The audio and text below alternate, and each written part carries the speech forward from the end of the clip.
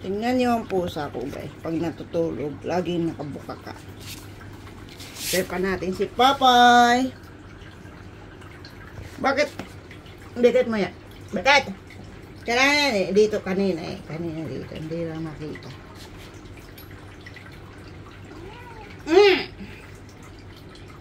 Bakit daw ako nangingialam?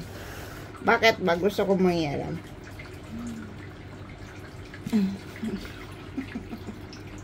Bakit ka tumitiyaya? Anong karapatan mo?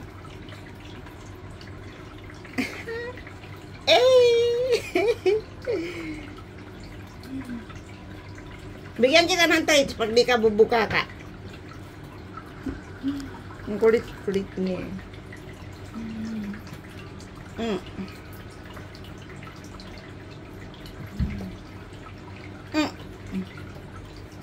Olo. Ang laki ng mata. Olo. Ganyan na po talaga mata niya. Dilat. Sige, 1, 2, 3, go. Bigyan kita treats. Pag hindi ka bubuka ka. Sinesearch pa talaga ng paan niya yung unang upuan. Kulit ni mame. Huwag ka makulit, mame. Sabihin mo yun. Huwag ka makulit, mame. Natutulog ako. Tingnan niyo ba naman, oh. Ayan, oh. Magna 9 kg na yan. Laging nakatiyaya. Hindi galit. Bakit ka nakikialam, mame?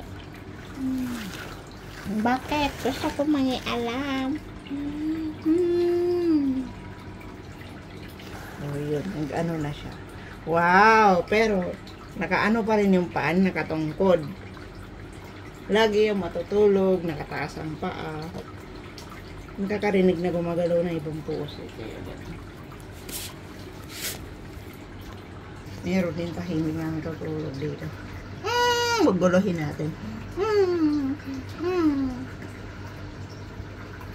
Pag ako natutulog, binugulo rin nyo ako. Manggugulo tayo sa mga nananahimik. Kasi pag hating gabi, ginugulo na. Sanay na ito eh. Bakit ayaw pahawak sa kamay? Ayaw pahawak. Sige na, pahinga ka na. Pahinga na. May parating.